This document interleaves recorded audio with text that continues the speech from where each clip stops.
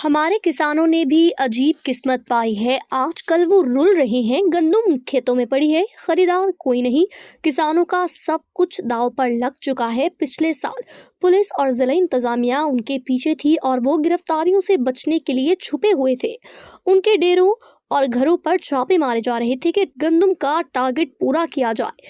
सब अजला में दफा 144 लग चुकी थी। गंदम एक जिले से दूसरे जिले नहीं जा सकती थी। वजह ये बनी थी कि हुकूमत को खतरा था कि अफगानिस्तान से आए सौदागर गंदम की खड़ी फसल के सौदे करके खरीद रहे थे। वो हुकूमत के सरकारी रेट से फी मन 200-400 रुपए ज्यादा कैश ऑफर कर रहे थे, बल्कि यूं कह ले एडवांस दे रहे थे। अगरचा मैं इसके हक में हूँ कि हमें सरकारी तौर पर अपने अफगान भाइयों को वहीं उनकी जमीन पर गंदम, चीनी, खाद या दीगर जरूरियात पूरी करनी चाहिए और इसके लिए हमें अपने सालाना बजट में फंड्स रखने चाहिए। एक ऑप्शन ये है कि पाकिस्तान से ये सब अशिया स्मगल होकर अफगानिस्तान जाएं। वो सब अफगान ताजिर या सौदागर हर नाके पर रिश्वत देकर ये माल ले जाएं और अफगानों को महंगा करके बेचें। दूसरा ऑप्शन ये है कि वो सब अफगान जो अपनी जिंदगी का साइकिल अफगानिस्तान में 40-50 साल के हालात की वजह से नहीं चला पाते, वो पाकिस्तान का रुख करें और हमारे यहाँ बेशुमार मसाइल का सामना वो भी करें और हम भी करें। दोनों मुल्कों के दरमियान जो कल्चरल और दीगर फर्क है उसके नताइज अच्छे नहीं निकलते।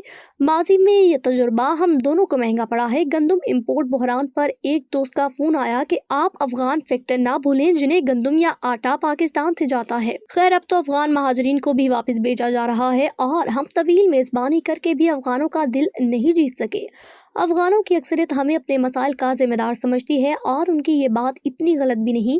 हमें अफगानों को अमेरिका से आज़ाद कराने की बहुत जल्दी थी। उस वक्त नेटो और अमरीकी अफगानिस्तान के लोगों के आटा, दाल और मसाइल की देखभाल के जिम्मेदार थे। अमेरिका के जाने के बाद जिस पर हमने बहुत खुशियां मनाई, अफगानों का वजन हम पाकिस्तानियों पर आन पड़ा तो हमें एहसास हुआ कि ये हम क्या कर बैठे हैं।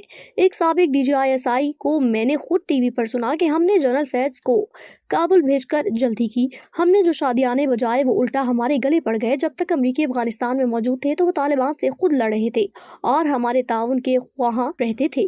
पाकिस्तान के अंदर भी जंगो जदल नहीं हो रही थी या बहुत कम थी। दहशतगर्दी बड़ी हद तक कंट्रोल थी, बल्कि पाकिस्तानी लोग मजदूरी करने अफगानिस्तान जा रहे थे जहां अमरीकी और नेटो कंपनियां बहुत से प्रोजेक्ट्स पर काम कर रही थीं।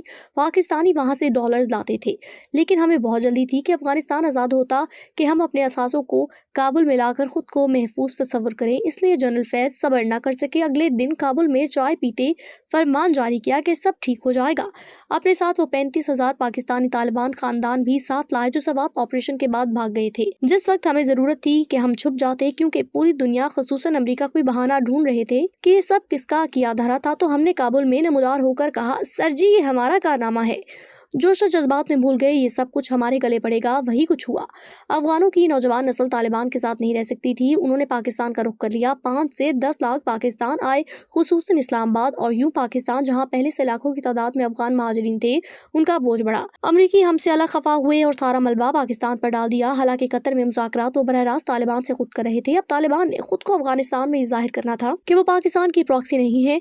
वो पाकिस्तान से ज्यादा अफगानिस्तान और अफगान कौम के मफादात का ख्याल रखेंगे। लिहाजा काबुल और इस्लामाबाद के दरमियान शुरू दिन से ताल्लुकात खराब होने लगे। इस हद तक खराब हुए कि दोनों मुल्कों में सरहदों पर झड़पें होने लगी, सरहदें बंद होने लगी और पाकिस्तान ने अफगानिस्तान पर इल्जाम लगाया कि TTP उनकी सरजमीन इस्तेमाल करके पाकिस्तान पर हमले कर रही है। ये वो इल्जाम था जो कभी अफगानिस्तान लगाता था और हम कहते थे कि अफगान हुकूमत अपनी नाकामियां पाकिस्तान के खाते न डाले, अपना हाउस इन ऑर्डर करे। अफगान हुकूमत हमारे खिलाफ पूरी दुनिया में शिकायतें लगाती थी और हम इनकारी थे। पता नहीं हमें क्यों लगता था कि तालिबान के आने से हमारे सारे मसले हल हो जाएंगे।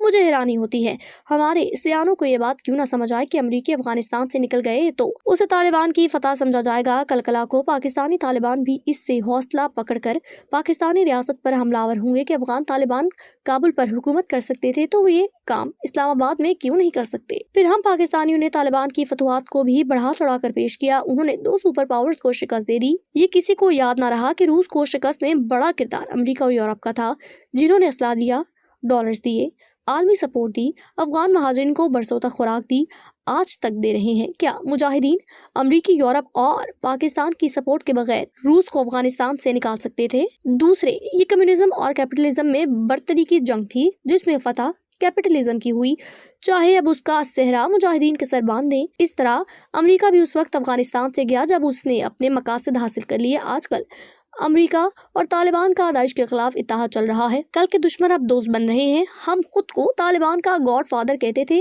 وہ اب دشمن بن چکے۔ ہم تو جنگی جہاز بھی افغانستان کے اندر بھیج کر دہشت گردوں کے کیمپ پر حملے کر چکے ہیں۔ ہم افغان طالبان کو کابل پر حکمران بنانا چاہتے تھے تاکہ ہمارا مغربی بارڈر محفوظ رہے اور ہم مشرقی بارڈر پر بھارت سے لڑ سکیں۔ مزے کی بات ہے کہ بھارت کے ساتھ ہماری سرحد پر 3 سال سے امن اور شانتی چل رہی ہے۔ سارا گولہ بارود افغان سرحد پر استعمال ہو رہا ہے۔